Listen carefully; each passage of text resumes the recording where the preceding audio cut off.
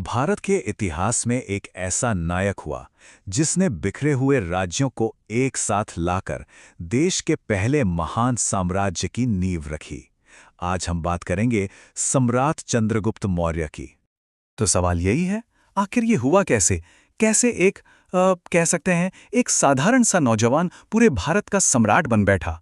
चलिए इसी दिलचस्प सफर की तह तक चलते हैं।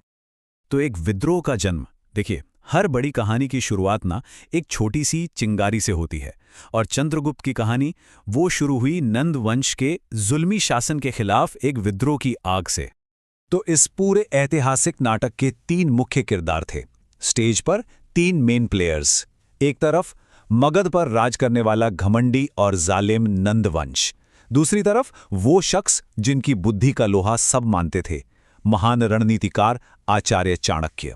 और इन दोनों के बीच में थे हमारे हीरो, एक नौजवान, हिम्मत वाला, पराक्रमी चंद्रगुप्त। तो जाहिर है टकराव वो तो होना ही था।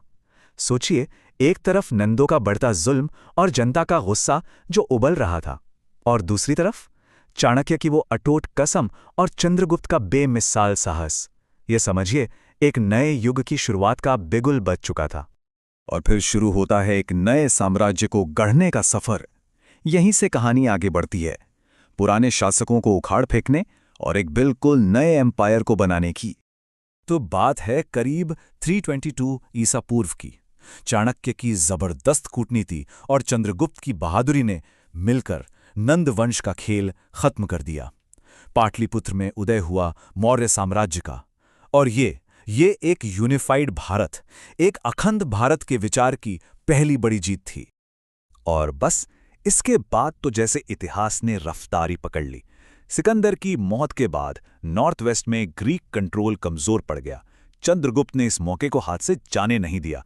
उन्होंने पंजाब और सिंध के यूनानी शासकों को हराया, और फिर उनका सामना हुआ सिकंदर के ही एक बहुत ताकतवर सक्सेसर सेलुकस निकेटर से। इस टकराव का नतीजा क्या निकला? एक ऐतिहासिक संधि।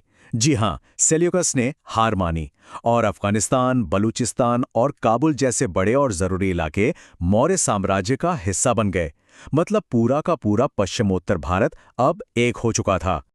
लेकिन इस संधि के बदले में सेल्यूकस को मिला क्या? सुनकर शायद यकीन न हो। 500 हाथी। हाँ, पूरे 500 हाथी। ये उस जमाने की डिप्लोमेसी और मिलिट्री स्ट्रेटजी का कितना दिलचस्प उदाहरण है ना? अब बात करते हैं एक सुपर पावर के ब्लूप्रिंट की। देखिए, कोई भी साम्राज्य सिर्फ जंग जीतने से तो नहीं बनता, है ना? उसे चलाने के लिए एक जबरदस्त सिस्टम भी चाहिए। एक ऐसा सिस्टम जो आने वाली पीढ़ियों के लिए एक मिसाल बन जाए।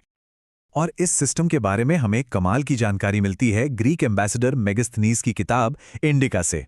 क्या तो इस सिस्टम में पाटलिपुत्र में एक बहुत पावरफुल एडमिनिस्ट्रेटिव स्ट्रक्चर, दुनिया की सबसे बड़ी और सबसे डिसिप्लिन्ड आर्मी में से एक, और हाँ, आचार्य चाणक्य का बनाया हुआ एक हाईली इफेक्टिव जासूसी नेटवर्क। समझिए, इन्हीं 3 पिलर्स पर मौर्य साम्राज्य की इतनी बड़ी इमारत खड़ी थी। और अब कहानी एक ऐसा मोड़ लेती है जिसके बारे में शायद ही किसी ने सोचा होगा।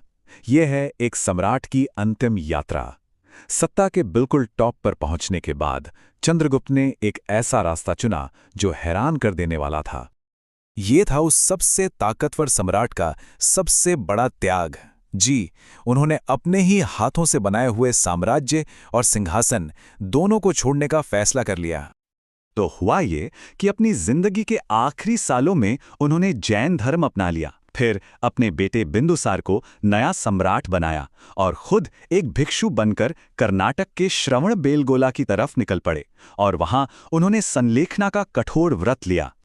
ये संलेखना व्रत आखिर है क्या? देखिए, ये जैन धर्म की एक बहुत गहरी धार्मिक प्रथा है जिसमें आत्मा की शुद्धि के लिए अपनी मर्जी से मृत्यु तक उपवास किया जाता है। सोचिए, एक चक्रवर्ती सम्राट के लिए ये कितना बड़ा, कितना अकल्पनीय कदम रहा होगा। तो फिर चंद्रगुप्त मौर्य अपने पीछे क्या विरासत, क्या लेगेसी छोड़ गए? उनकी लेगेसी बहुत विशाल और हमेशा के लिए कायम रहने वाली थी।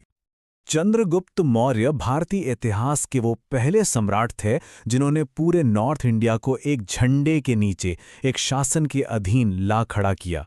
और ये सिर्फ एक मिलिट्री विक्ट्री नहीं थी, नहीं, ये एक राष्ट्र के तौर पर भारत के आइडिया का पहला ठोस सबूत था। उन्होंने पॉलिटिकल यूनिटी और एक मजबूत एडमिनिस्ट्रेशन की वो नींव रखी जो आने वाले साम्राज्यों के लिए एक ब्लूप्रिंट बन गई। और हाँ, इसी नींव पर उनके पोते अशोक महान ने उस साम्राज्य को खड़ा किया जिसे हम आज भी अशोक द ग्रेट के नाम से याद करते हैं। और ये पूरी कहानी हमें एक बहुत गहरे सवाल पर लाकर छोड़ देती है कि असली महानता आखिर किस चीज में है, एक विशाल साम्राज्य को बनाने में या फिर उसी साम्राज्य को पूरी तरह से त्याग देने में।